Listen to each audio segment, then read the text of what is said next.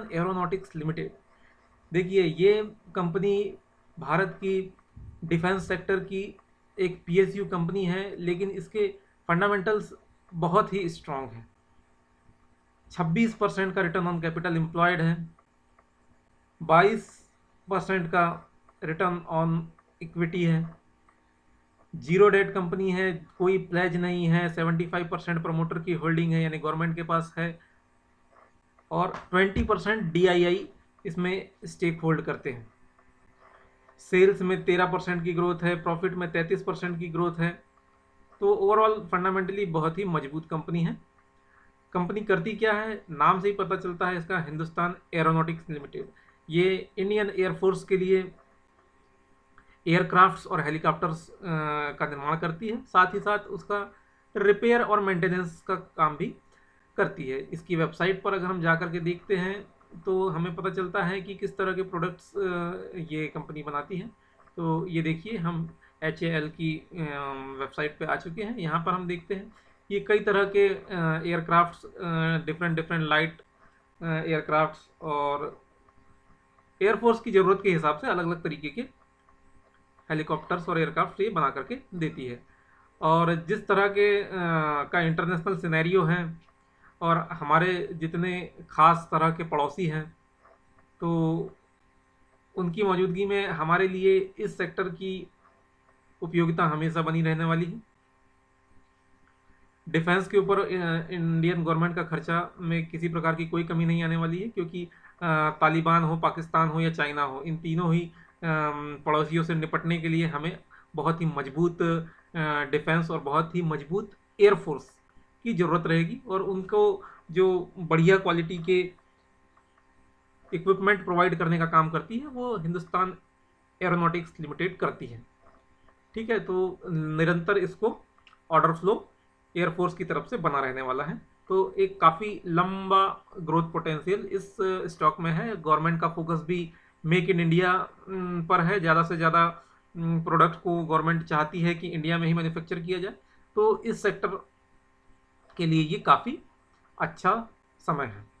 अब देखते हैं कि अभी इस समय इस स्टॉक में एंट्री करने के लिए क्या लॉजिक बनता है। तो उसके लिए हमको जाना पड़ेगा इसके टेक्निकल चार्ट पर।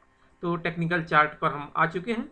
ये देखिए, ये हिंदुस्तान एरोनॉटिक्स लिमिटेड का एक वीकली चार्ट है।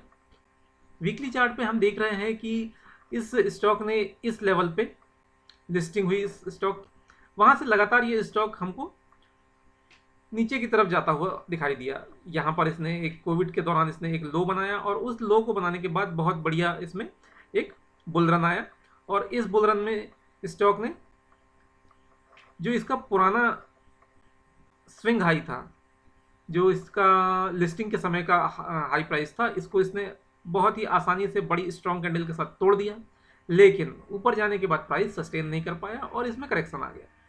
करेक्शन आने के बाद अब जो हम देखते हैं कि अब इसमें फिर से एक नई तेजी बनी है और यहाँ पर बन रहा है, जो पैटर्न बन रहा है उसे कहते हैं, ये देखिए यहाँ पर एक, ये अगर हम एक रेखा खींच दें तो ये बनता है एक, और इस तरह से एक रेखा, तो ये एक ट्रायंगल बनता है और इस ट्रायंगल को कहा जाता है असेंडिंग ट्रायंगल।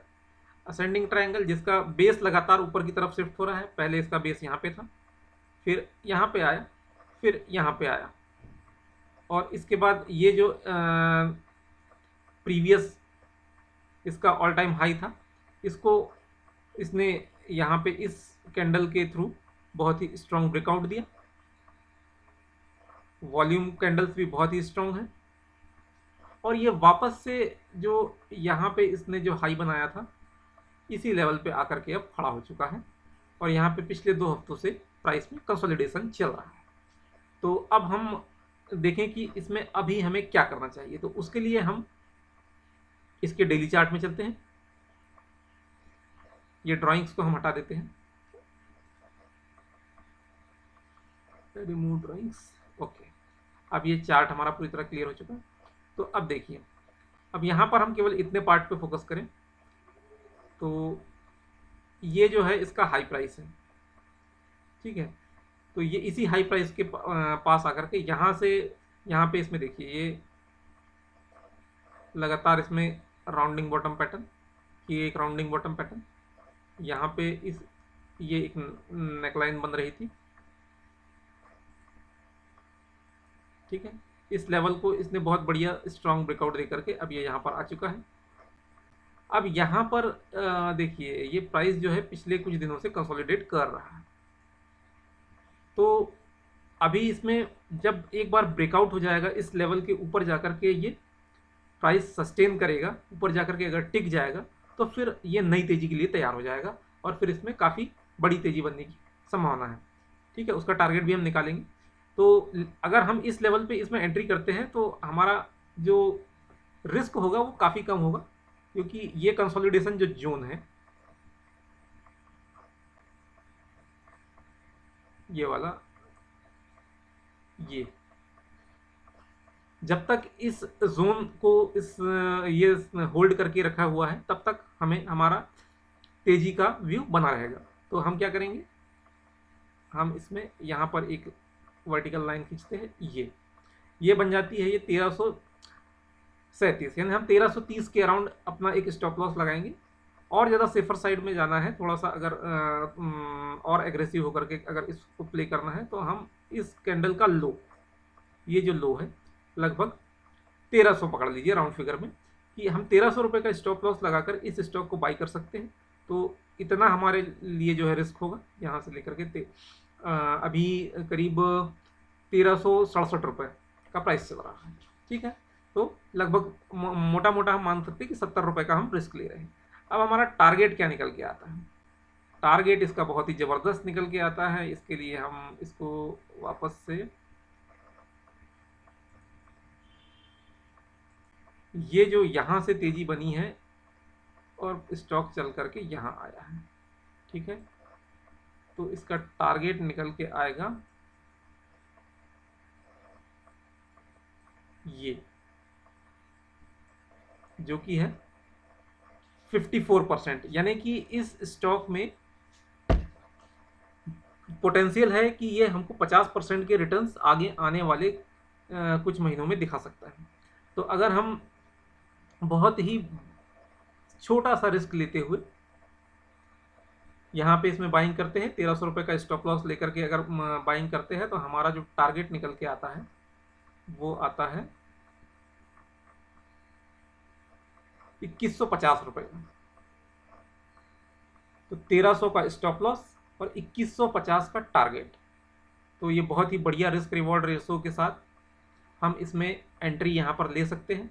लेकिन आपको एक चीज़ यहाँ ध्यान रखनी है कि ये जो भी टारगेट्स हम निकाल रहे हैं वो हम वीकली चार्ट्स के बेसिस पे निकाल रहे हैं, ठीक है। ये जो पैटर्न्स बन रहे हैं ये वीकली चार्ट पर बन रहे हैं, तो ये टारगेट 1-2 दिन में अचीव नहीं होने वाले हैं। इसके लिए आपको कम से कम 1 साल का व्यू बनाकर इसको पेशेंटली होल्ड करना पड़ेगा, और ये टारगेट एकदम सीधे वन वे अचीव नहीं होने वाले हैं। इस टारगेट को अचीव करने के दौरान स्टॉक में कई बार ऊपर नीचे के करेक्शंस आएंगे, ठीक है। स्टॉक का भाव ऊपर नीचे होगा, मार्केट की कंडीशंस के हिसाब से प्राइस ऊपर नीचे होकर के चलेगा।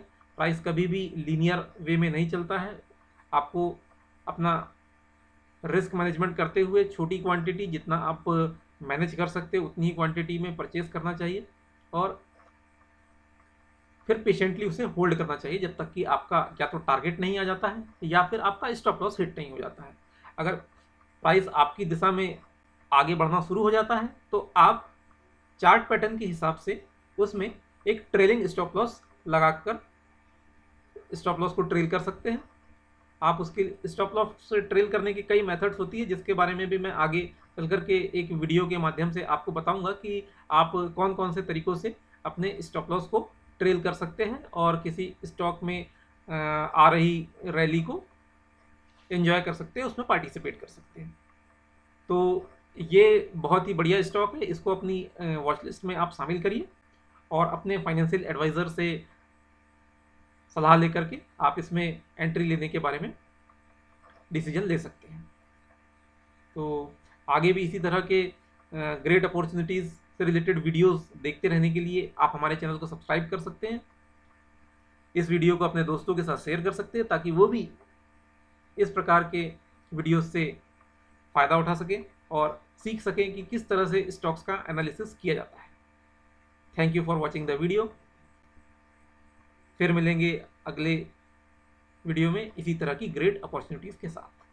Bye bye.